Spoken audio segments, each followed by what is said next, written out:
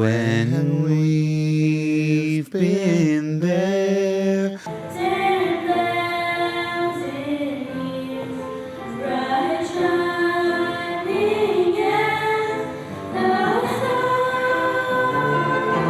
sun.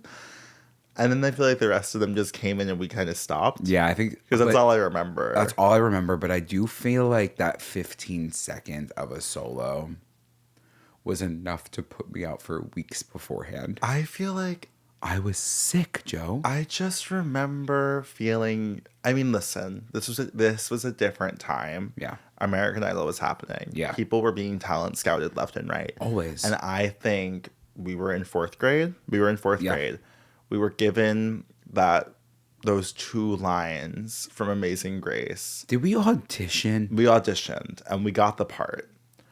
And we were prepared for that performance to potentially change our lives forever.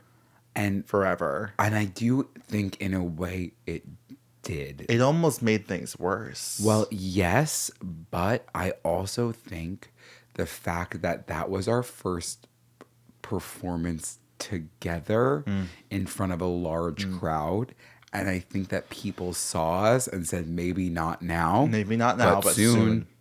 Is exactly what that was, because I remember finishing that performance and I remember saying, it's never going to happen. It wasn't good. It was bad. I was like, oh, I think that was the first time I faced like anxiety. Yeah. I was like, wow, I'm really nervous. Because I also think that singing is so intimate and personal, and like we did it for ourselves, and now we just did it for a worldwide audience. And that was probably just our 4th grade classmates and maybe their families. It wasn't just. No, it was the whole school.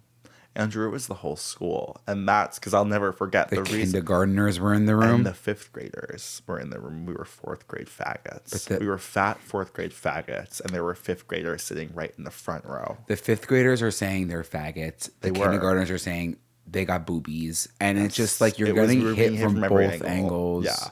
And that's why I put my music career on pause. I remember, I'm not even remotely kidding. I get it. I remember finishing that solo and saying, you know what? Maybe this isn't for me. Maybe this isn't for me. And yet, we got that part. We auditioned. We were amongst dozens of 4th graders who auditioned for the part. And we were probably amongst 7 boys who auditioned, when you think about it. At least. At max. But were we just so good that they gave it both to us? Or do you think that they said they would themselves if one of them got it and not the other? I think more than anything, it was like... comfort. It was... No, again, I think it was probably mainly girls that auditioned for the roles. Okay. And I think they were like, it would be sweet if we gave it to the 2 double Fs. The triple Fs, because fag 4th grade. Wait, you're so right. But I think that it's so interesting that they chose duet on something that was in unison. It is, but again, it was about, I think Miss Martin understood. Yeah. I think she understood that it was a cultural moment. Mm-hmm. I think the whole school was kind of like, whoa. Yeah. Because... Was it happening during June? No, you wish. Okay. June? I was just wondering if it was like some sort of pride event. It was a spring event. Music. Oh. You think it was a pride event? I think that Miss Martin was ahead of the curve. She was an ally. I think all chorus teachers are obsessed with gay men. Oh, absolutely. That's why they're giving them solos nonstop. That's because they're looking for the next. It's the search for the next Josh Groban. Well, Josh Groban is straight, but I do think in a world. Yeah, no, and I did know that. Yeah. And I have no doubt about that. But it was around the same time again that he was singing You Raise Me Up with a childhood choir behind him for American Idol. And that could have been us. Was he on American Idol? No. Yeah, I just kind of think that they knew, because I think that sometimes maybe what the average listener fails to understand is, we always say it's been going on forever, but this has been going on forever. Forever. And it's always been understood that when 2 queens maximize their joint slay, everyone wins. Exactly. And Miss Martin understood that. And, like a lot of other adults in our lives, who didn't. She wanted us split up from day one. She wanted us split up for day one. And that's somebody who didn't see star potential within the both of us. No, she she saw it didn't in one see of it us. in you. She did not see it in you. She didn't see it in me. She was your biggest op. I feel like I've had to work against a lot of adult figures in my life who didn't see it in me but saw it in you. Yeah. And you know Must what, have been Joe? very tough. It was really tough getting that like non-validation from adult figures, Yeah, I can especially imagine. in the school. Yeah, I can only assume. It was just kind of like you had to be able to push past. What was the first time for you that you were like, whoa, this adult doesn't fuck with me? Well, I would just say, like, honestly, The closet? the closet. Oh yeah, Mrs. Dursey. When she would lock you in the closet? When she would lock me in the during snack closet and she time? would tell me to have my snack in there and the lights weren't on. The lights weren't on? Joe, I'm telling you, there was a window in the room. What do you mean? What kind of closet was It was this? like a storage closet, but there was a There was a window in the room window. because I think we were on one of, you know, where the courtyard is in the middle of the. Yeah, it which was, I wish I took more advantage of as a fifth grader. I know. Wish I was in that courtyard a little bit more. But I was definitely in that closet. And there was a lot, again, I've said it before, there was a lot of costumes. There was one table and a chair. And that's where I had my snack, probably 2 to 3 times a week. And if I wasn't having it in there, I was sitting outside in the hallway with the chair outside in the hallway, which was also even more mortifying Even because more. then people were You were on walking through the display. hallway and they were like, oh, he's a bad kid. He's a bad kid. So that followed me through some of my elementary youth I can only years. imagine. And I could say that I probably was getting hit hard, I think, as well in the library. Because I know that Anne loved you. Miss Norton. I know that she loved She you. didn't fuck with you? I know that she fucked with me. You're kidding. Because I barely read. Well, that might have been the problem. But I was, I was speed reading A to Z mysteries. I loved. of but course, it was King Josh and Ruth Rose. of course. First grade, hit. Second grade, hit. What was first? Jersey was first. First. Second Oh grade? my God, kindergarten hit because, When you ripped the girl, when you scalped the girl. well, not when I ripped Jen's hair out of her head. That was definitely a hit on my end. Mm-hmm. But I'll never forget, we had the cards at the front, either red or green. Yeah, you were green. They You were turned it red. to red after one occurrence. I You was like, sob hysterically. I was crying. I was like, please don't call my mother. Not that my mother would be upset. That was my first hit, kindergarten. Second hit, first grade. Third hit, second grade in library. Third grade, stabbed myself in the heart with a pencil. That was on me. And then I witnessed a classmate throw a desk at my teacher. That was just a hit in general. I witnessed my teacher flip a desk in third grade. And what was going She on? flipped it because the girl was messy. That's something that should have been investigated by an adult.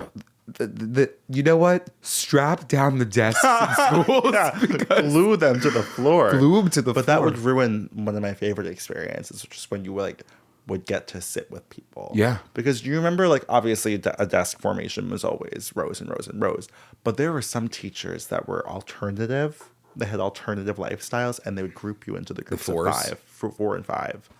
And I'll never forget those people that I was grouped with. Like, those were my closest friends. Yeah, of because course. kind of you had no choice. They were kind of like literally your neighbors. Yes. For a year. And it was kind of like it was a community. It was was. beautiful It because it was was. like, oh, fuck, forgot my eraser, or the person next to me You forgot say, it. "Hey, I'm like, Chelsea." I got one, You got an eraser from the school store I could borrow? and I'm like, it's a good one today. It's the you know the ones, the rectangle. Were they the magic? They were rectangle and white. Oh, I didn't know And they were, those like, were bad, I so- thought. Oh, I was always a loved pinky. those. Were you a pink? I knew you were definitely like that. The classic. What were the ones that you would just put on top of the pencil that was kind of like Oh my a god, they little were hat? a little bit of yeah, they were almost serving. like a cone.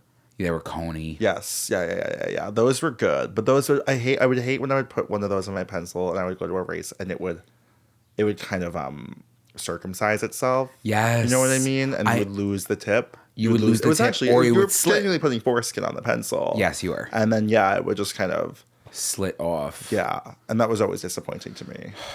There was a lot of disappointments. There was a lot of But But you know at the end of the what? day we sang.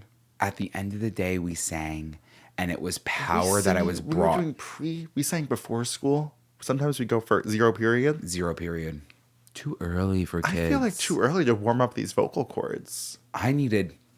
If you're going to be serious as a chorus teacher, start Tablespoon of olive oil. tablespoon of olive oil. Start getting your kids those Vicks vapor things. Every child. Every child should be breathing in things. If you want them to hit those notes, because there have been moments that we didn't hit notes. When weren't you hitting a note? 6th grade. 6th grade, I had a solo. Where? What? In middle school, I don't know if you were at the concert. What? But I was in lunch chorus. And I didn't we do sang, that. I remember the song specifically, and I don't know if we should have been singing it. If It wasn't Where Is the Love by the Black Eyed Peas. No. Dancing na Quimba. What? It was an African song. Okay. And I had a solo at the beginning. Mm-hmm. And I'll never forget, I looked out at Sarah Golshar's face. And she knew And she knew upon the first note, that you fucked up. I saw her face and she You're knew. kidding. I swear to you, I'll never kidding. forget it. I started Was she looking up at you like... I started in the wrong key. And it was the most mortifying because it was the first thing. They started playing the piano. I was the first thing to go before the chorus. For everyone. For everybody. And can you imagine? No, there's the way that my heart is pounding out of my chest. Because you know the just feeling hearing, when we had that solo, then you walk back to the group. and everyone's mad at you forever. And we're energy readers. Yeah, We of feel that course. energy. So you walk back to your spot, and you know while they're singing the tune, they're feeling like you should leave these rafters. You These should leave the risers. raptor, right? And you should leave them in a specific way. Yeah. Off the back. off the back, which was the scariest thing ever. Because people would fall. People would fall, and it was really high. Yes, I feel like kids are always fainting during the concerts too. And you know that what's worse is that friendlies across Nassau County that night, your name was in everyone's mouth saying that Andrew Muscarella really started that solo off on the wrong note. Threw you guys off for the whole song. Yeah, Sweet kid, but that was tough. that was tough. It was tough. It was a tough childhood when I look back on it. Well, yes. But I think that it's beautiful that while we might have started off rough, we found our power in 4th grade together, and we didn't look back. Well, 6th grade is when you said you had this bad solo. Yeah, but when we had the solo Yeah, of together, course. I was alone. That's what I was lost happening. my power during that solo, though. That's what I'm saying. I remember being like, I'm done. I don't think I even did chorus in 5th grade. I think that was it. I think I wrapped up my musical career in 4th grade. I said, this can't keep going on. But I look back on that video, and I think that we did sound like angelic. We look and sound like cherubs. And that's not something a lot of people could say about themselves. No. But I do think I could see the stress and the tension in such a visceral way. And it makes me kind of sad because, again, we were children. But I really gotta say, you know what? 1, 2, 3. Good children. Hey guys, and welcome back to Good Children, the podcast. We're host Joe Hegyes. And Andrew Muscarella. Reflecting our 23 years of friendship. Growing up in the late 2000s, early 2010s. And all of the nostalgia, Trauma. and singing that goes along with it. I really gotta say, What do you have to say? I was looking back last night at a bunch of videos. Yeah. And I'm always, as we know, that's kind of the whole thing. But I was looking back at some of these videos, and I was really, really, for the first time, perceiving myself and not looking at this as a meme. Like, I've been posting these videos of me doing the Q&As on Tumblr Yeah. and Instagram. I was one of, like, Yeah. I was one day away. I was really troubled. When you were 12? Not when I was 12. Like, that was like, I was like 14 in those videos. I was 14, 15. That's I am crazy. But, like, I can't even believe that, that I am who I am today. And I was who I was then. Like, I don't understand what adversity I had gone through and what has changed. But it was Dark. You were it's- harboring that feeling from 4th grade. I think so. Like, I'm not joking. But what's so fascinating is, despite the fact that I was so clinically unwell, Yeah. like genuinely in a scary way, like I could not formulate a sentence. And when I did, it was always like, it's miserable. I didn't stop. I said, I'm going to keep posting videos to the internet. I am what? I'm on death's door. I can't believe you were clicking post. That's what I'm saying. But so there's that's always been something in me that's admirable. like, keep trying. Because most of the videos I feel like that you have in the archive are videos that you never did post. Yes, but once I got to high school, I was posting. Next one is from another anonymous telling me to put my orientation, which is straight, which we've been over. That's dead and gone. Let's just get over that one. Favorite movie? Confessions of a Shopaholic, because that's the funniest movie in the entire world. If you don't own it or you haven't seen it, I recommend watching it at once because you will just laugh the entire time. Out of these three, what is the most attractive? Intelligence, sense of humor, or honesty? People who are intelligent can also be like conniving and sly. Then sense of humor, and then I realize that you can be funny, but that doesn't mean you can be truthful. So honesty. Hogwarts or pig farts? Whoa. But yeah, I just feel like that pressure to perform never went away. No. It just got substituted into a really interesting space. It almost got darker and darker, I would say. Were you performing in high school in any capacity at all, besides like athletically? Band. Do you count? I don't want to offend the band heads in Yeah. the room, and I'm Absolutely. I think what I'm doing is, and I'm gonna lay it out for you so it doesn't feel as personal. Lay it. And this isn't even to you. This is to them. Okay. It's to the clarinetist who's clutching their clarinet right now because I'm about to say something. Yeah. Clarinet shattering, woodwind shattering. Yeah. But if they're still playing the clarinet, Well, right that's now, different. It's different, but like, good for you, girl. That's what I'm saying. That goes against what I'm about to say. Okay. But I just want to build this up. I want to make sure there's Say it. layers of padding here. Say it. Is that really being a musician or being an artist? Like you're playing the French horn in high school. Do you know what I mean? Do you consider that really like doing something? Or are At you the like time- it's almost math. It's almost math to me. Yeah, it felt like math to me, but at the same exact time, like playing the French horn in a high school band was like the honor of the band because not many people play the French horn and it's a gorgeous instrument. So when you landed that solo, think about Home Alone. Think about that soundtrack. Somewhere in my memory. I know you're Exactly. always referencing I'm always this. referencing it when it comes to the French horn. Now when I'm in the theater and I'm watching a musical, I hear that horn and it's gorgeous. So there were often times where I would get a solo, or actually I was usually third chair Oof. out of 4. Oh my God. Why bother? Why show up? Because the two ahead of me were just like prodigies. It was so annoying. But I was really trying to work my way up to get there. But when you would get a solo or you would be performing in front of judges, I was performing. I guess you're right. I was but also always, sobbing. Did I tell you this? I, think I would you- cry When, Andrew? during these What were they called? Allstate? No. No, it was for NISMA. NISMA. NISMA. You would go up in front of the judges and to see if you get all And you county fucked it up and band. you cried.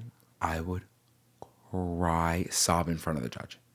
I'm sorry, like you're so done. Like you're so cooked. It's crazy. What do you Because mean? I'll tell you why. What do you mean? Imagine being the judge. And I you can't. come in and you start sobbing at your NISMA I'm audition. legit 16 years old, like way too old to What? be crying. Joe, yeah. This was in high school. I We was both. crying. I'm sorry that I made it all about me earlier. We both were one day away. We were really close, but that's why we had each other because like each day we saw each other was another day but we made it. that we through made another it. day of hell. But yeah, I was crying in front of these judges, especially when it came to the sight reading because with me, I'm a studier. I had that piece memorized. It was so good. It was. Yeah, I sure, had I those have no doubt. tutors. This everything. I never- They give you a piece of paper and they said, "Read this," and play it back. You can't read. I couldn't read. So now I'm making it up. I just played this gorgeous Mozart You're doing somewhere Symphony. in my memory pretending to read. pretending to read, and then they're going do sight reading. I would fuck it up. I'd start sobbing. What do you mean? I'm sorry. I need you to really put us in this situation. I will because never I can't forget. even begin. I don't even remotely believe you. I will never forget. I see it in my head. It's so embarrassing. I'm so embarrassed to dive deep into these But memories. I need it. I need it. I'll never forget my dad took me to this NISMA audition. And I knew in my heart of hearts that I was going to fuck up the sight reading. Or there was going to be one part of it. There was this insane, like, I don't even know what I was playing, but it was, my difficulty was always one of the highest difficulties, because if I was going in, I was going in, right? Because I also was trying to make it into honors band, which you needed a certain score. So I played this solo in front of the judge. I wrap it up with they said, thank you. I looked them in the face. I said, you're welcome. I started crying. I immediately ran out of the room, hysterically sobbing, because my dad's outside with other like parents and their kids about to go in. I'm sobbing uncontrollably. My dad is now consoling me. The other parents are like, I'm sure you did fine. I'm sure you did fine. I'm seeing like Ellen walk by. She's like about to do hers. I'm crying. Like I needed to get out of the school. I got a 96. It was insane. I don't know why You got a 96? Yeah. And this is the thing that I hate about you. But I lost. But when you're doing those things, I know it's not. Because it's like, actually really sad. You It's lose, really you sad. lose those points. That's fine. But you mess it up, you lose those points, and it's over for you. You just know when you lose the points. You don't know how many points you lost for that fuck up. But I'm sorry, no one had a gun to your head. I felt like there was machine guns up my ass and surrounding my head. Like it's just everywhere. That's what I'm saying. Like it was NISMA. Yeah. And were you planning on becoming a professional French hornist? No, I was planning to stop after high school. So it was like, why did I put myself through that? No one was giving me that pressure. No one. But myself. I'm really sorry. It's okay. And I'm sorry I said something that I hate about you. Because I know it's something you can't control, like being gay. Yeah. It is something that I can't control. But we were both like, you were posting on the internet, or you were harboring those videos of you singing. Well, that I was harboring. I've harbored those up until last night. I was deep diving through these videos of myself. I may have been quiet on the streets, but I was Mariah in the sheets. I was recording. You were laying on that bed, kind of like Sultry. It was. That's just one of. I'm not joking. At least 50 videos I found last night of me covering songs. I'm sorry to the listeners who are going to hear the notes that I hit in these, especially if you're driving. I would honestly pull over because you're going to crash the fucking car. Never seen a diamond in the flesh. Slow down, you crazy child. You're so ambitious for a juvenile. All knows it better than I know myself, so I'm gonna let do all the talking. And who do you think you are? Run around leaving scars. And they say she's a lucky, she's a star. 4-letter word just to get me alone. I know it don't come in a shot glass. Big black horse said, look this way, said, hey lady, will you marry me? I sound British, but I said no. And I just think back to, I was never home alone. Someone was always home. Yeah. Someone was hearing me I've never seen a break. diamond. No, but imagine me singing Vienna by Billy Joel in Ariana Grande's range.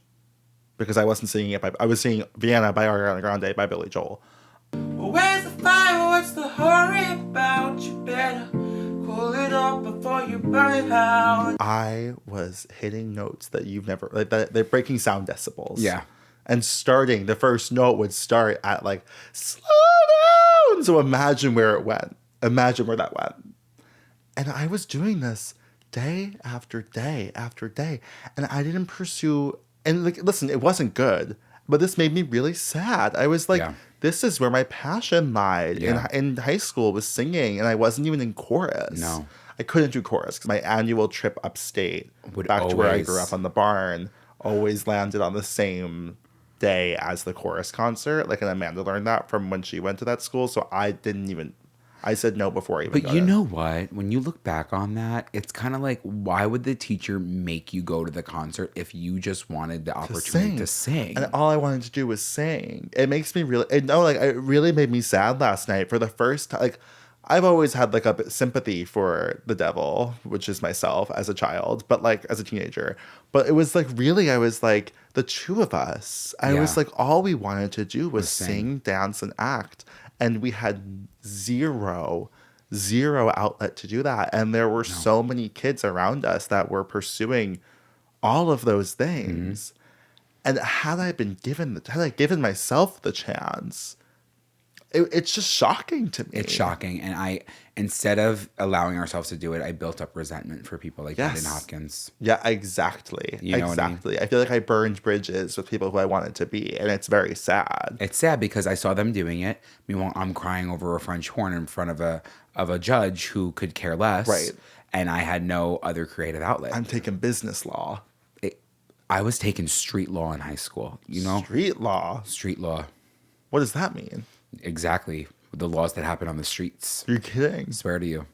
It's like certain things you can't be doing on the streets, smoking on the streets, drinking on the streets. Were they trying to prep you to be a lawyer, or were they trying to prep you to not get arrested? Well, it's funny that you mentioned this because now when I look back on the people who were in my class, it was like preventative measures. it was preventative measures, but I found myself in that class. Yeah. It was like half of the year was working at the school store and half of the year was taking street law. What do you mean?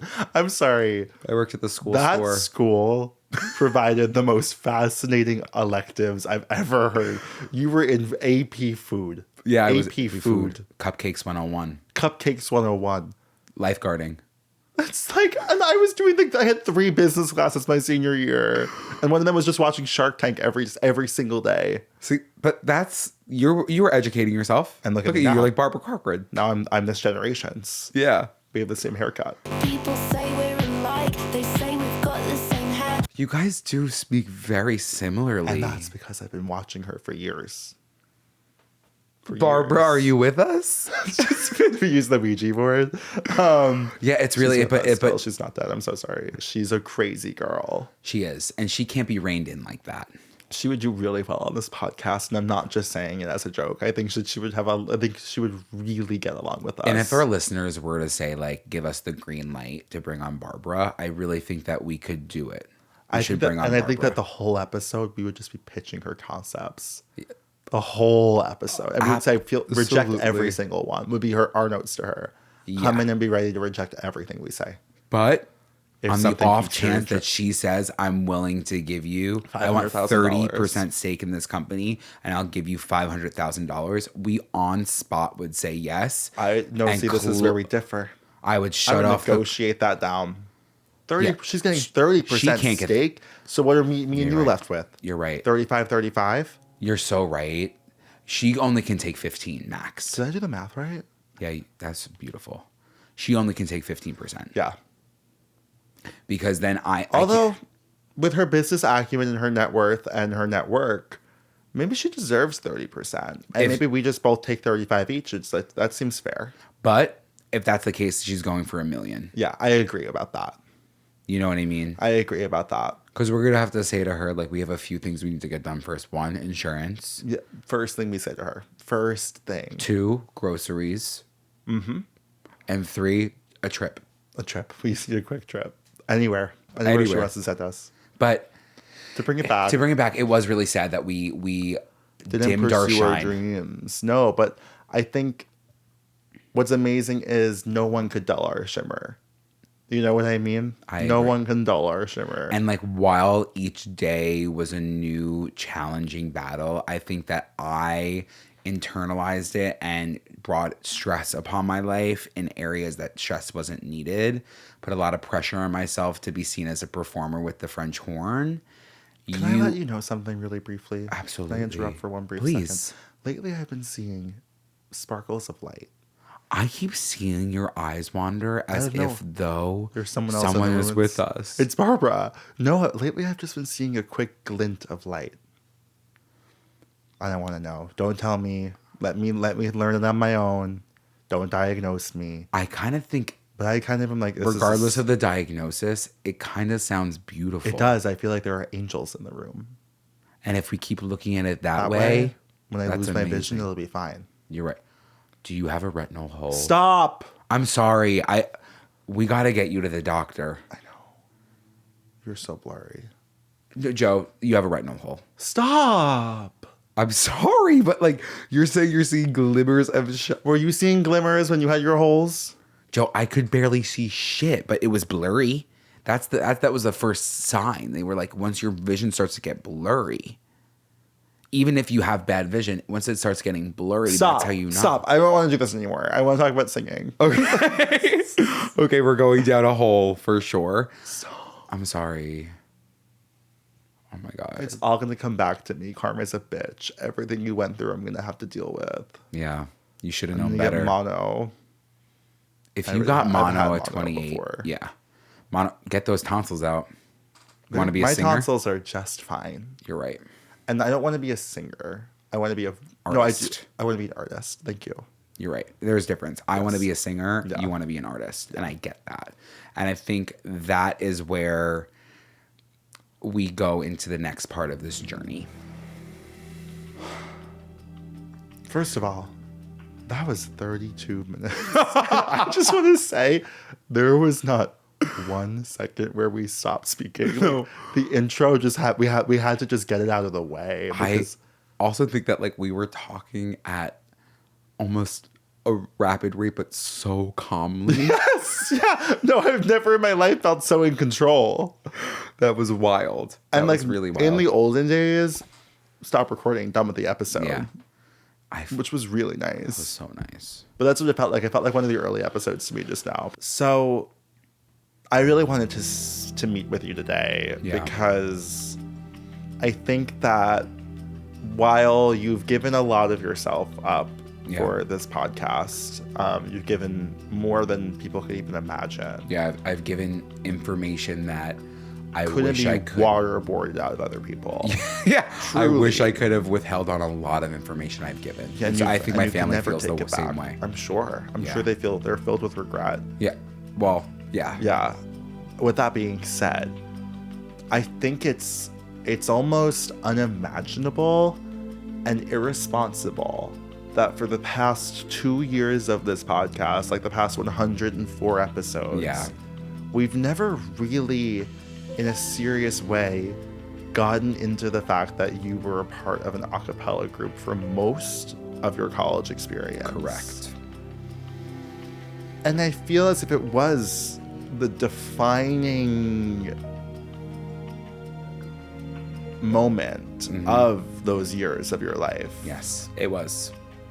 It was, I would say, some of the best years of my entire Yes. life. I think when people said that they peaked, You peaked. and while yes, we might be gaining success and traction and everything with this podcast, which I couldn't be more grateful for, I do believe that I found a really large peak the size of Mount Everest when I was in college. Yeah. Yeah. And it was the Loyola Chimes. It was the Loyola Chimes. So, as we just previously mentioned, we didn't sing I didn't sing post 7th grade lunch chorus. I quit. Why'd you quit? Too I much quit. pressure? So many things were wrong. I was giving up lunch. I couldn't do that any longer. I needed to eat. You know what I mean? I was doing 8 billion other things that just singing wasn't in it for me. Important enough, yeah. And I really do wish, looking back, I wish I continued to sing, and I also wish I picked up the damn piano. Why was I playing the French horn, to double tongue? Just to do that? Sure, cool. There's nothing hotter than a pianist. No, I think a drummer is hotter. I always wanted to be a percussion. Yeah, a drummer is obviously the hottest, but the way that the pianist moves those fingers, I could watch it all day. Anyways, back to the Loyola Chimes. So recently, and this is what sparked everything. I actually went recently through a crazy spiral. I think that you didn't really have the spiral because you're becoming an artist. But for me, it's something that, and I'll get into the journey before it, during it, and then the post. But recently we were at an event, a Pride event. And you know what? Sometimes we're out and people will come up to us and be like, oh my God, I love your podcast, or seen you guys on TikTok. Great. And we love meeting people. But this one was a specific situation where 4 people came up to me specifically and they said, I'm sorry, were you a Loyola chime? Dun, dun, dun, dun. I was like, ba, ba, ba, ba, ba, ba, ba, ba, ba. Yeah, absolutely I was. It was actually the first time that I recognized that. I know we talk about it, but when I was at Loyola in the Chimes, I felt like I was the Mariah Carey of Loyola. Mm-hmm. Because in some ways, I kind of was. You were. I was getting those solos. I was tearing the roof off of that place, and I gave everything on that stage. Every single time. So let's take it back to the beginning. The beginning, 2015. 2015. So this was sophomore year? Yeah. What compelled you... Well, we know what compelled you to audition. Pitch Perfect. Dun, dun, dun. More specifically, Ben Platt. Dun, dun, dun. More specifically, seeing him sing the song Magic. Dun, dun, dun. Yeah. You're 19 years old. You've got the magic in you. Pitch Perfect came out years prior. It came out in high school. But I'm assuming Pitch Perfect 2 was around the corner at this point. You couldn't get Ben's image out of your head. You couldn't get Skylar Aston out of your head, I can only assume. No. You... Bumper, whoever that guy's name is. Whip it! You always do that. I know. It was because of Pitch Perfect. No, I know. And then I always was like, I'm Bumper, and Fat Amy's like Love Child. Yeah. Anyways. So I'm mulling this over in my head. I'm saying to myself, these people are doing it. I've always wanted to sing. I know I can do this. I'm only ever singing in the shower. Only ever. Just like Anna Kendrick. Just like Anna Kendrick. But the difference between me and Anna was that people were coming into the shower with her and nobody wanted to come near me when I was in a shower. Because I was never going to be in a public shower.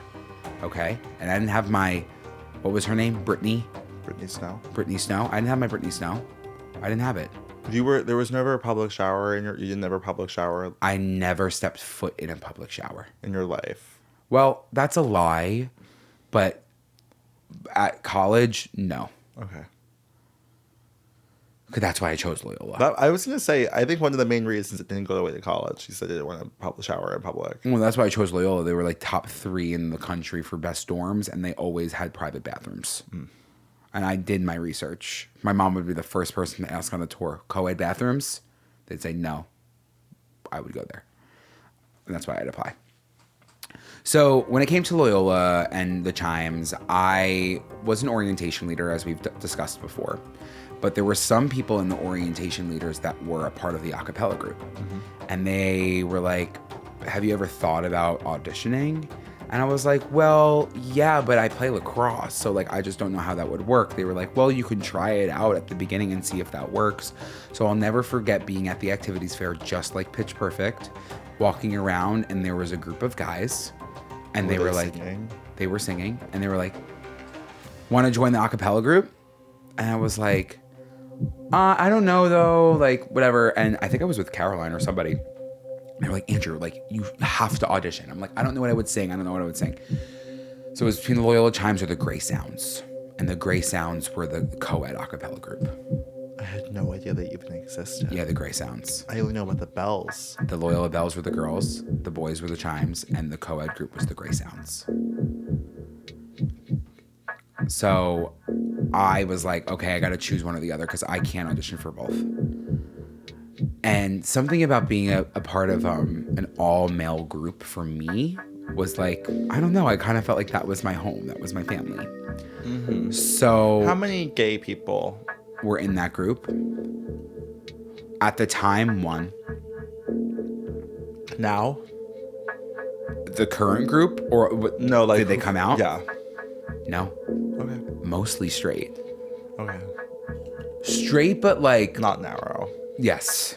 Straight, but like watch Drag Race. Yeah. You know what I mean? Mm-hmm. Which is like great.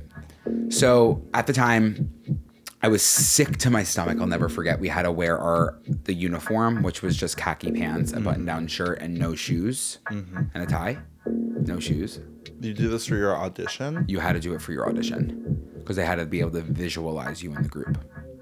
Okay, so you say I'm gonna audition. Right? I'm gonna audition. So then, like, what happened? Like, they tell you, like, the auditions are this day. Yep. You come wearing this. Yep. 2 nights of auditions. Okay. So the first night you didn't have to show up in the uniform. You show up as you are, but they said you're gonna come with a solo. Mm-hmm.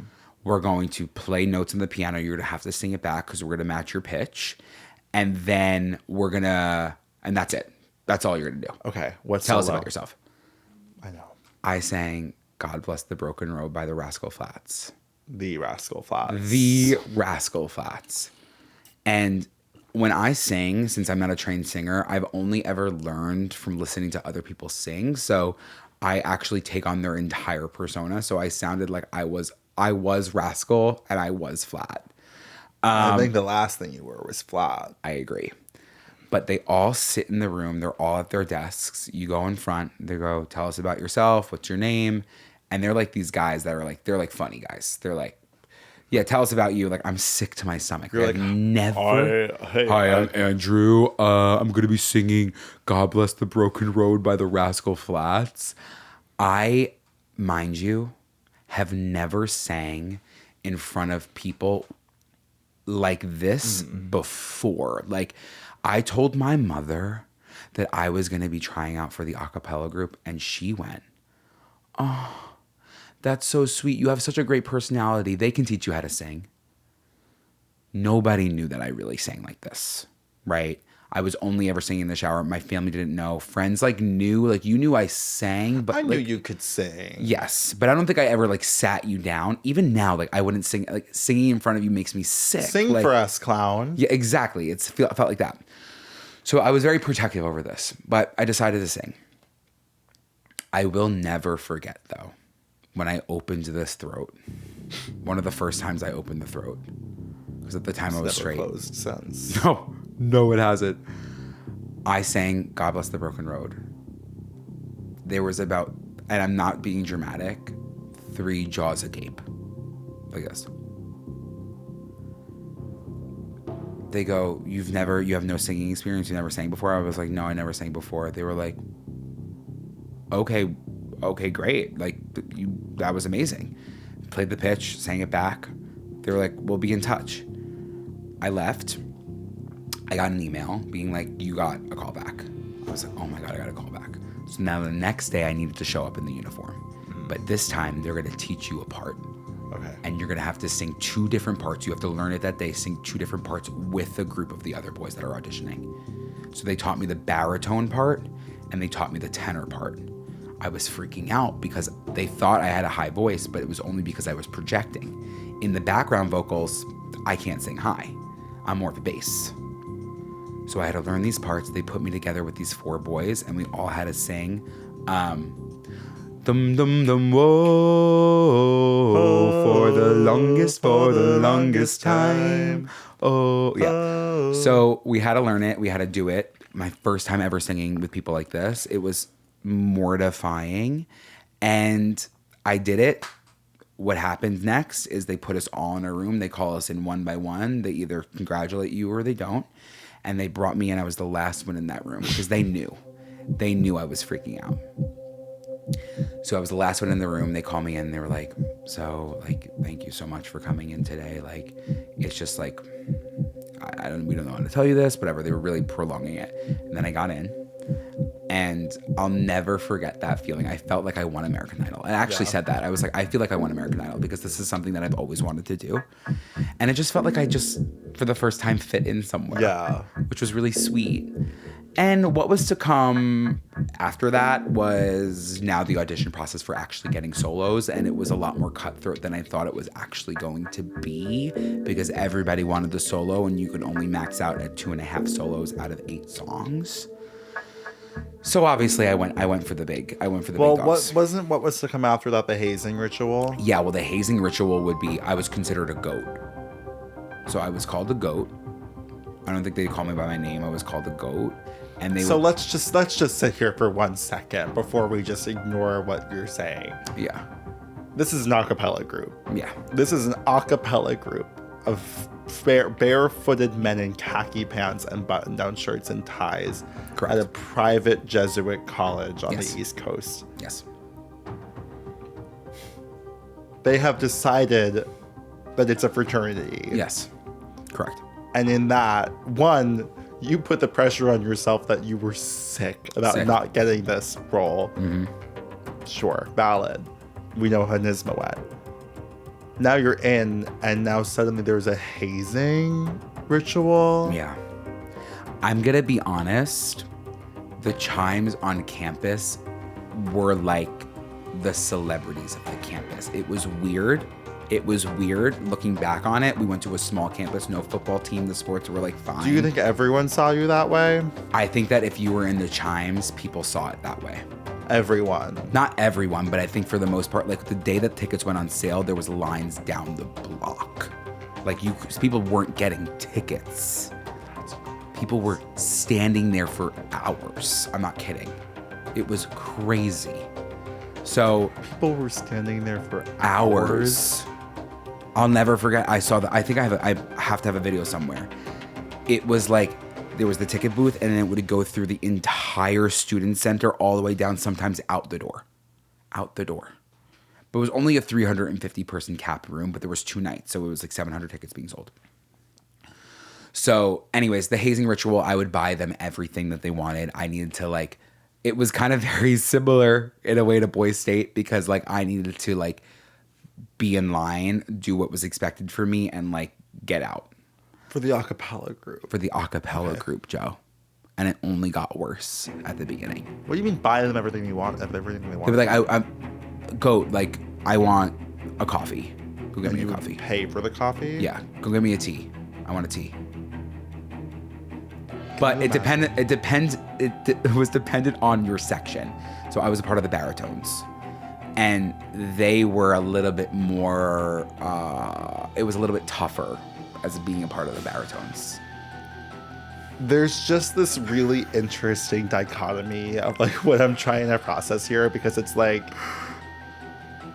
there's probably nothing more emasculating than joining an all-male a cappella group. Yes.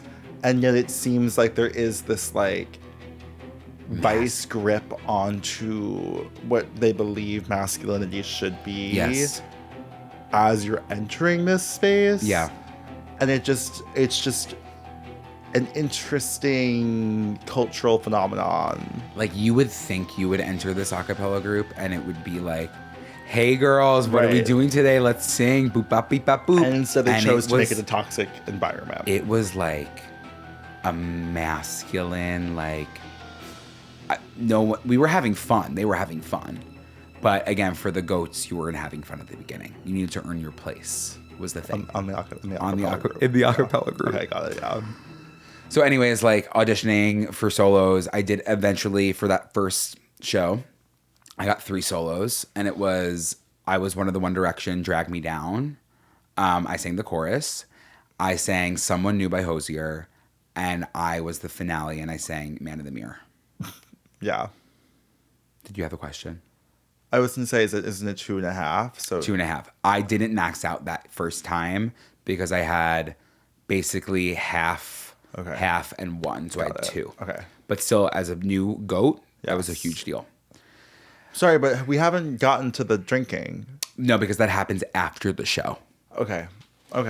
The actual hazing the week of the show is that I needed to wear the same shirt every single day that I created for myself that said Chord Busters promoting the show. And if it was raining, I needed to wear it on the outside of my coat. So it had to be visible at all moments. And if someone saw me not wearing it, that I would like, What would they do? well, I would get in trouble. What would they do? I think they would just like yell at me. It was definitely like a fear tactic. The bells needed to wear little bells around their neck. And then when you rang it, they would have to sing for you. So I would like to do a real deep dive investigation into what it is. I'm afraid that this is going to get the Loyola Chimes canceled. I'm sorry, and maybe they should. I don't agree. think that you should create environments like this for it was people. scary. It was scary. And I was really again, this was my first time ever singing, and I wanted to be a part of this group so badly. But I was when there was new goats, I became nice. I'm sure. Anyways, the show happens. My parents are coming in, my sister's coming in, my brother's coming in. My brother's thing too was that he was a singer. Like he wanted to sing. He was always doing karaoke. Like he was always like, he was the performer of the family. And I think that this show was really gonna Goop gagging, like make him like kind of upset. Okay. And he was.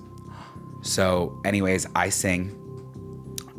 The finale comes around. Man in the Mirror. I couldn't hit the chorus at the time. Like my voice was too low. So I only sang the verses. And I look out into the audience. My parents and my sister and my family are sitting in the third row. I open my mouth. I'm gonna make a change.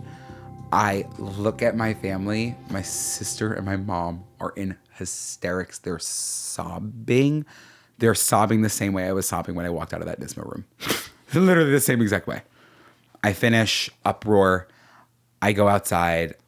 My sister and my mom come up to me and they're like, I cannot believe that you never told us that you could sing like that. Like, we thought you could sing, but we didn't think you could sing like that. Why didn't you tell anybody that you can sing like that? And I was like, I don't know. I don't know. I just felt sick about telling people. My brother came up to me and he was like, good job. That was really good. I was like, oh, thank you. Thank you. He was miserable. He was upset because there was a new singer in town. It was me. But then the party happens afterwards. And this is the time where you become a chime. So we had house parties in the acapella group. It was always the boy and the girl group. And we would drink, and then they would be exactly what you would think, like Pitch Perfect singing.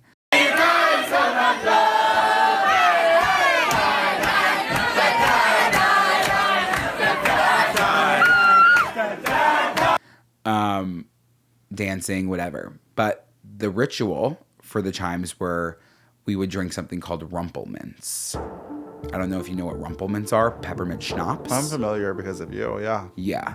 And we would stand in a circle and we would chug the rumplemintz and we would finish the bottle as a group. There was only 12 of us, so it was like getting like blackout, belligerently drunk. But this time was different. They stood the goats in a circle. They gave us a cup of beer.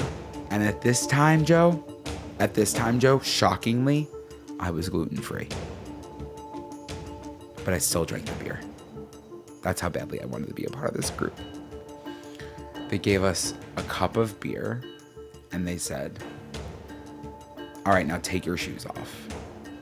I said, okay. Shocking that you guys have shoes on. I know, because we're normally barefoot.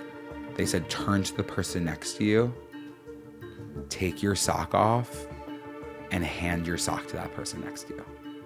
I'm like, what the fuck am I about to do with their socks? And you know my feet. Yeah, and you and feet. So I'm like, you almost like this could be perfect for me. Yeah, I have a half chub. And true. I'm kidding.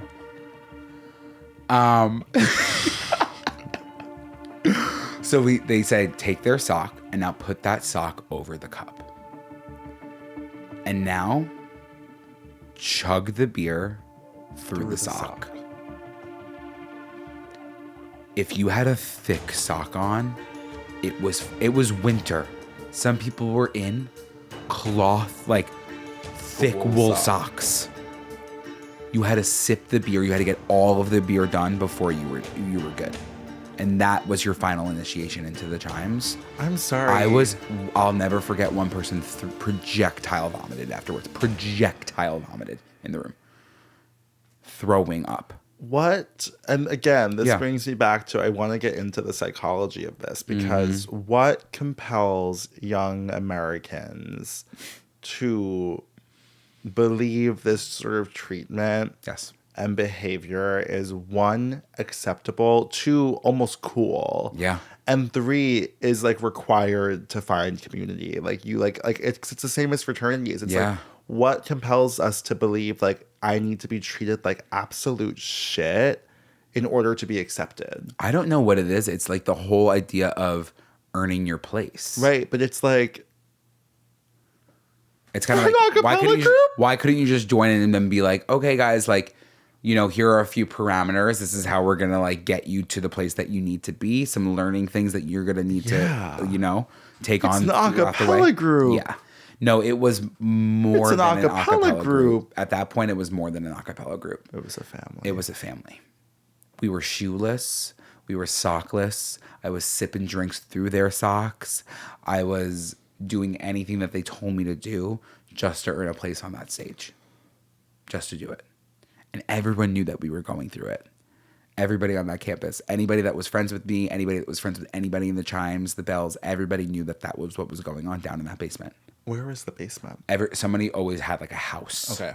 So that's why it was like It was your literally a fraternity. frat. Yeah, it was a frat. So it was the basement of someone's house. And that's where it happened. And then the next day we had another show. We were like hungover, and then we did the show the next day as well. And then you were good. You were a chime for that next semester. It was like a chime in training. And then the rest was history. I could not have been happier to go to practice every single night. Practice? Yeah, we had practice for the chimes. You're calling it practice? Rehearsals? Rehearsals. Practice. Rehearsals. Rehearsals. You're right. Do they call it practice, though? Yeah, I called it practice. Practice? Yeah. I think I was like, I'm going to practice. That's Maybe just a fascinating term to me for singing. because I was practicing. You were practicing. I was. But I feel like practice is usually delegated towards Yep. like sports. Well, when you can work this voice like you're volleying a ball, it's a sport. You would consider singing a sport? I would consider singing a sport. Because at points it's rigorous, at points it's challenging, at points you might get knocked down, but you'll always find your way back to your feet. Just like football. Not unless you break your arm. Not unless you break your wrist. You're so right. You're so right.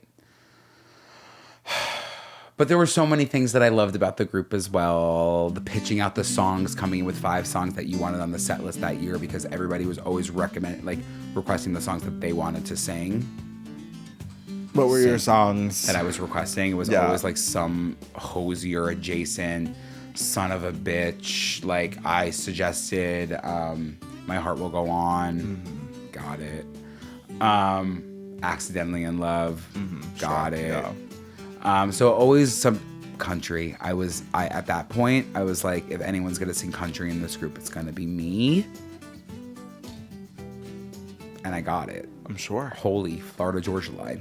Yeah, they all live online as well. So if you ever like you're just getting like crazy and you want to look up the Loyola Chimes and your Muscarella, you'll see whatever you need. They'll never escape me. Well, it doesn't seem like you want it to be a No, I don't. I don't. My son of a bitch solo, that was my senior year. I think that will go down in history. I was throwing myself on the ground. Do you feel like I would throw up before I would go on stage. I would throw up before I went on stage. I was so sick.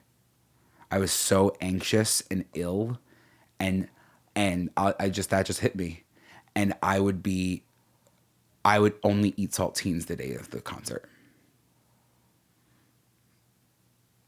And then I would throw up because I was so sick. Do you think that this is going to work out for you? But it's shocking because when we go on live shows, you see it. You didn't throw up that first show? No, I didn't. But you can see, we were nervous in that first show. And you were nervous too, but like we were nervous together. Yeah. So like that was, but like it's a shutdown. It's an emotional shutdown. Yeah. Because you're like, fuck, this sucks. Like there's no way. Then you get out there and you're like, but what I'm saying is, adrenaline. you think this is going to be sustainable? I think that I've learned along the line that I'm good once I get out there. Okay. Yeah. That's good. I'm good once I get out there. So that's really... How does it always go to bone chilling? How does it always get to bone chilling? You know what I mean? It could have been fun, and I was like, I always was throwing up. Like, you know what I mean? It's somehow, even when it's like not the intended purpose, somehow there are layers of trauma that are just stored directly below the surface. Yeah. Always. Always. Because it's so interesting. Like, I still feel it to this point today with singing, and this doesn't have to do it with anything with throwing up, but I guess it's because I worked my way up to being like really emotional. I don't know what it is. Like I'm not a big crier. I'm not a big like emoter. I do get emotional, but like I do feel like songs that I sing, I tend to like get emotive with. So it's like I am like bearing a lot when I do it. Like I often like closing my eyes or like not really looking and like moving my body a lot because it's like I'm emoting freely. And that's what I would feel before I was getting on there. I was like getting emotional and I was like, this is going to be crazy. And then once you do it, it feels like just a release. Yeah. I released a lot. And now you're just looking for a release. I know. I'm just trying to release again. But it came full circle from that moment that those people said, are you at a Loyola Chime? And now I'm like, I want to get back into singing because I love to sing. And you didn't force me, but you really did kick me in the ass. And you said, let's get you to Flo's open mic night. Yes. And I sang. And I'll never forget that feeling afterwards, even though it was for like 10 of my, or like, honestly, like 6 of my friends at the time that came. It still was like, it felt the same exact way as performing for a crowd of people that were screaming for you. And singing is obviously so different than talking to a group of people. It's 5 minutes and you're done. You're off that stage. Right. I think that the difference between you and I is like you have such raw vocal talent. Like it's like an undeniable vocal talent. And I really do think you always had it. Like I don't think the Chimes started it. I feel like I never once was like, the moment I saw you singing in the Chimes, I was like, oh, that's how you've always been singing. Do you know what I mean? Yeah. I feel like you were probably somebody who knew I could sing more than other people. I feel like, well, I found a video actually of, this is how you know how mentally ill I am. It's me covering like You and I by Lady Gaga, and you're just sitting on the couch behind me in the playroom, and I'm giving it my all. And you're just sitting there in the room. Listening to you sing. But I would kill myself now. But in this moment, I was like, this is just normal. But you're just sitting in the room. I was always just down to listen. Just there. But I feel like in that situation, like you had to have been singing. Like I literally have always known you as a singer. See, I saw you as the singer though, because like I would sing, but you were like singing. Like even with like the different covers or things that you would do, I'm like, you're actually pursuing it. I was always making music. Like I was always like on GarageBand, like trying to make a song. But I was, and the only time I would sing would literally be with you. Yeah, I just find it really fascinating that like that is something that is so near and dear to the both of us, and yet we have completely. I mean, I guess technically I haven't put it on. What pause. held you back though? Like what? Like you being a better singer.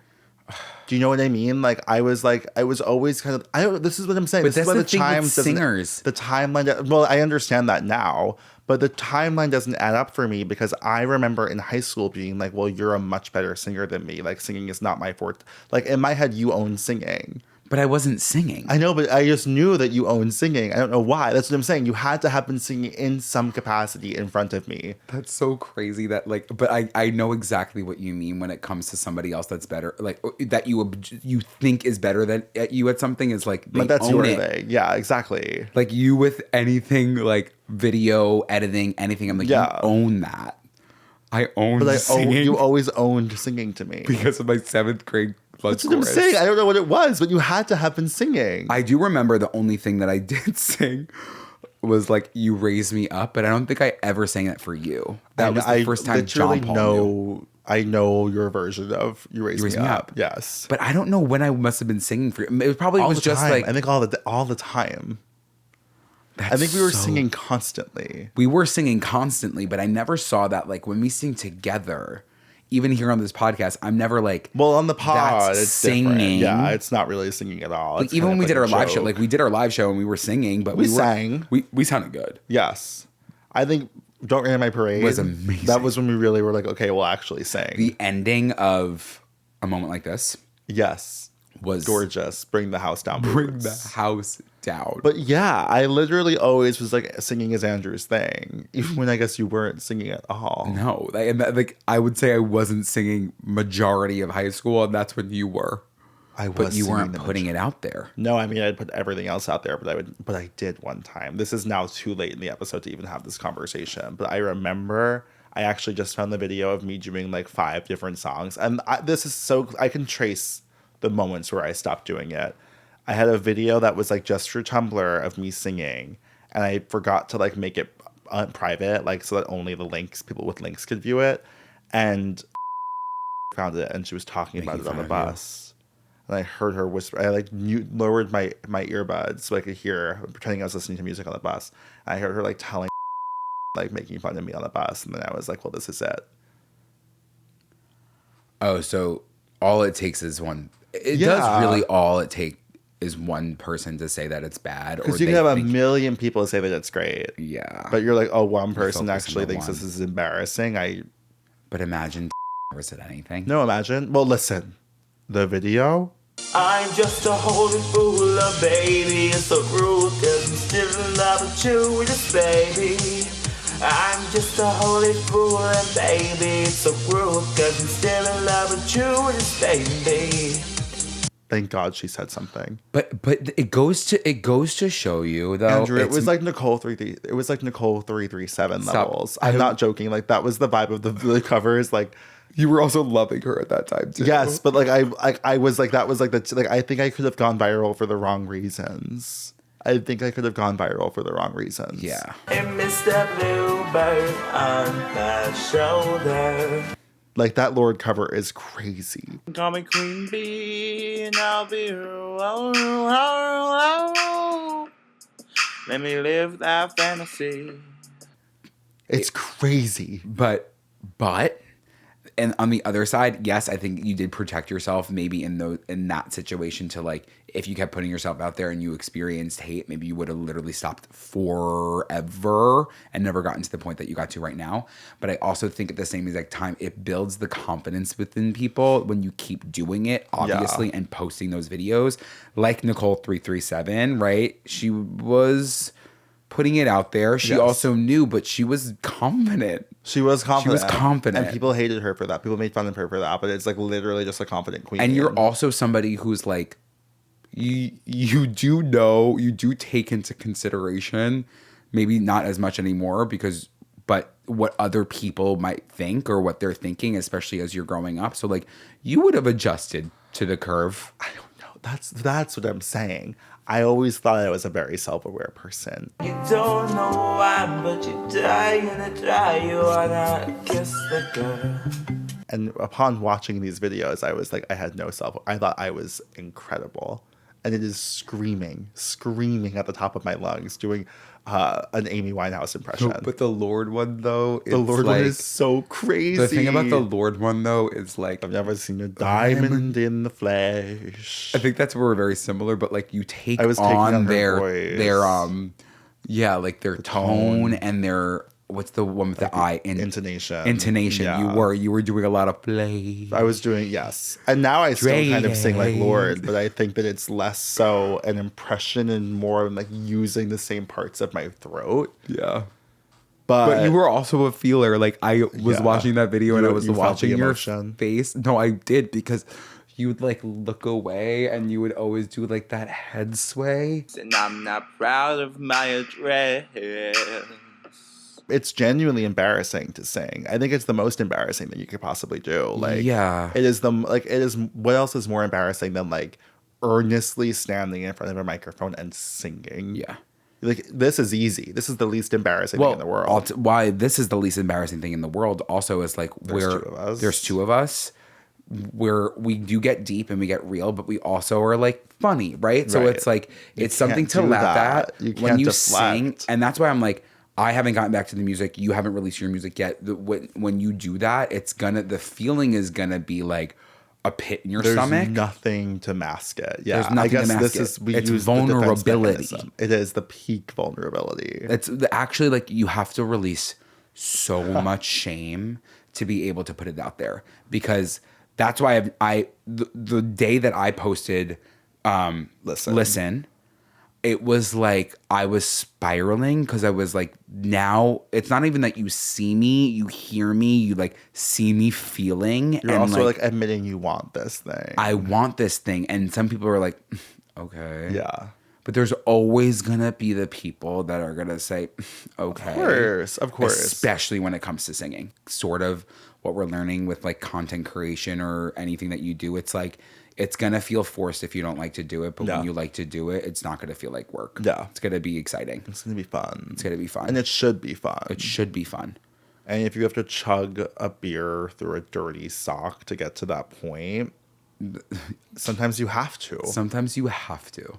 Sometimes you have to. And I'll leave you with one thing too that I forgot to mention is that I was supposed to have music that was on Spotify.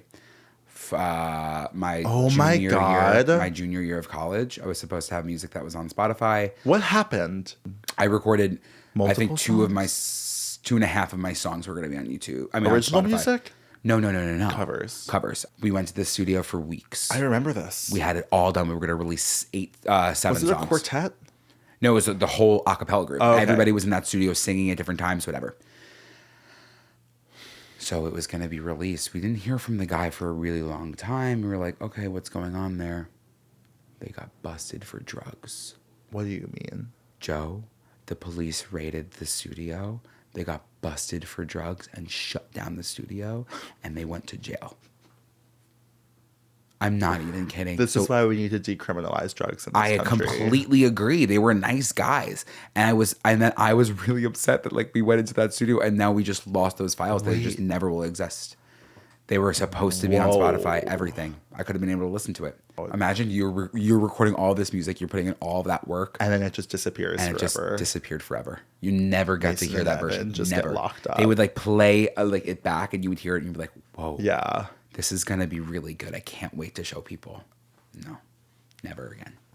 Gone. That first time I sang into a microphone, I was so choked and nervous and pulled back because I was like, I can't possibly, and I'm literally paying people to go to their studio to sing and to work for me to make music.